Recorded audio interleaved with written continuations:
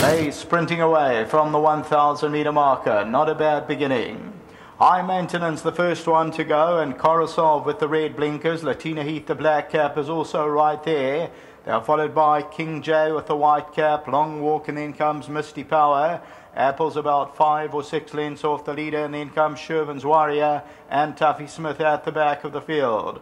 600 metres to go, the two fancied rivals. High Maintenance, the blue blinkers, and on the outside, Coruscant with the red blinkers. From King J back third, Latina Heat, Long Walk. They're followed further back by Misty Power down the inside. Coming to the 300, High Maintenance, just the leader. On the outside, Coruscant and King J's coming on strongly on the outside. Nothing between the top three, High Maintenance, Coruscant and King J on the outside. King J, Coruscant and High Maintenance, there's nothing in it. But King J's coming on the best. And King J won it. Second place, it's very close between High Maintenance and Coruscant. Maybe Long Walk ran fourth.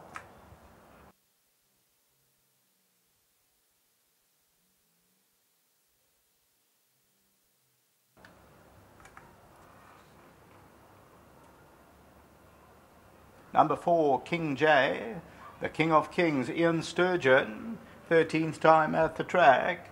Number 4, King J, is victorious at 450 on the tote under Ian Sturgeon for Doug Campbell.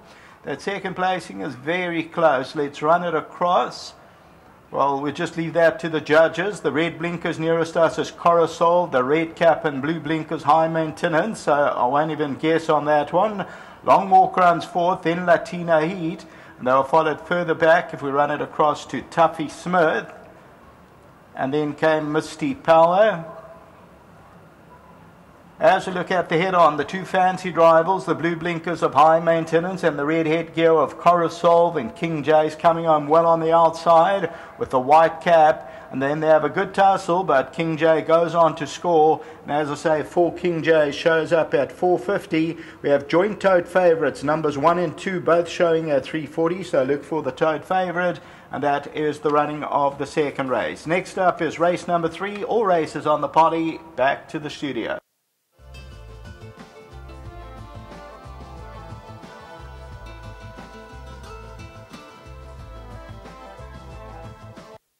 Number 4, King J, has come through this afternoon and he's put the field to sleep that last 150 metres. Well done, Doug. He looked like a big competitive runner in this field. Sure, it wasn't the strongest of fields, but Ian had a great race. He tucked him in. He's got a bit of a short burst, this horse, and the last couple of runs he's been allowed to just go to the front, didn't suit him.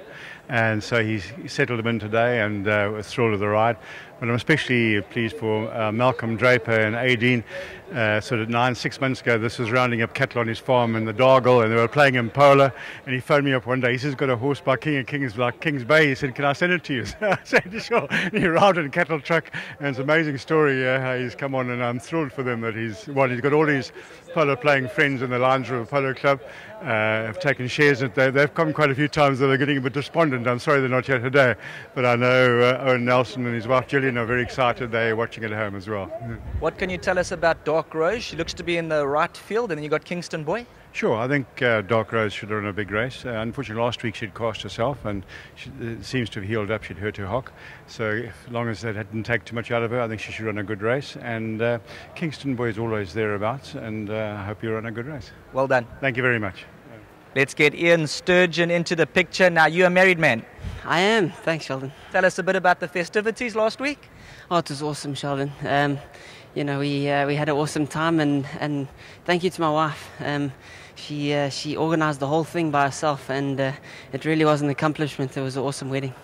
One piece of advice: a happy wife is a happy life. That's it. First, what is it? First comes the engagement ring, then the wedding ring, and then the enjoying, not the suffering. Now tell us about King J. Just gave him a bit of a chance.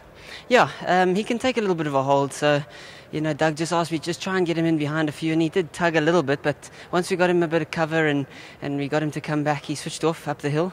And when we swung for home, he wanted to go in and I wanted to go out, and so it took a little bit of persuasion, but he got there in the end, and he dug down. He's quite a gutsy little bugger, and he went away and won a good race. You got Mill Race, who's going to be coming on with the experience, and then Candy Moon looks to be a big runner. Yeah, Millrace looks like a nice horse. You know, his first run was a nice run. I think, yeah, Candyman's also a runner there. You know, he's just a draw to overcome, although he does come from off them. But the weights, he has to be probably, you know, the one to beat there. And also, I think, you know, I'm on probably the second choice for Frank. That's it. And Eddie Sweat's a nice type, but I think the horse that I'm riding looks, you know, on paper, he looks like he could have a little bit of improvement to come. Thanks very much for that feedback. Thanks, Sean. And of course to Doug and his team. I really appreciate it. Thank you. Let's get Malcolm into the picture here. If you want to join us in the winner's box, Elated Connections. Now, this was on the farm? Well, yeah, this is a gift from Myra Glover to me to play polo on. And he was bred for the track, but the owners and breeders decided not to race him. So I got him ready for polo. I backed him, gelded him, started playing him polo. And then one day I thought, well, he's pretty quick, and I took him out with Aideen, who'll talk to you now. She's got a better face for TV. And I said, bring our fastest horse, and let's go.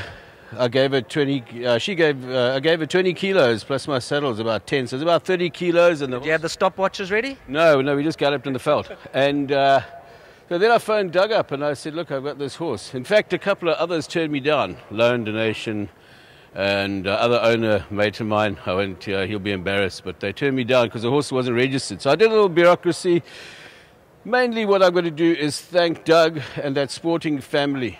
They polo players, they show jumpers, and they took him on.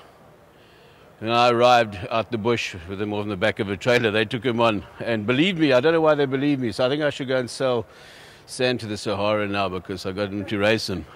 Well done. We're going to keep a close eye and see what else you can come up with. There's going to be more stories about this because there's no story till you got a winner. And I do write a bit for Sporting Post. I've written stories for The Witness about racing. So we'll tell his full story longer. Rather get Aideen to tell you the story about how we chose him. He didn't choose us. I mean, You want to have the final say? He chose us, and we disagree about who chose the horse. So there was about 20 of them. Let her tell you. Yeah. Final say, well done.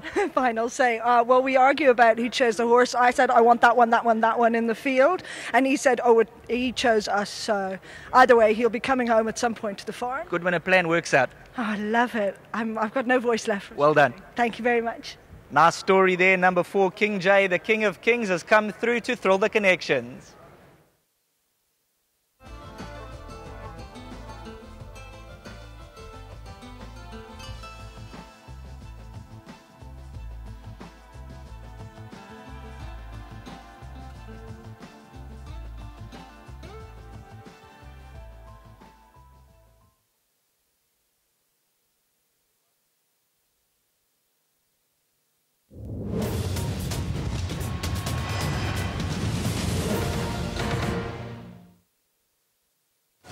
They sprinting away from the 1,000 metre marker. Not a bad beginning.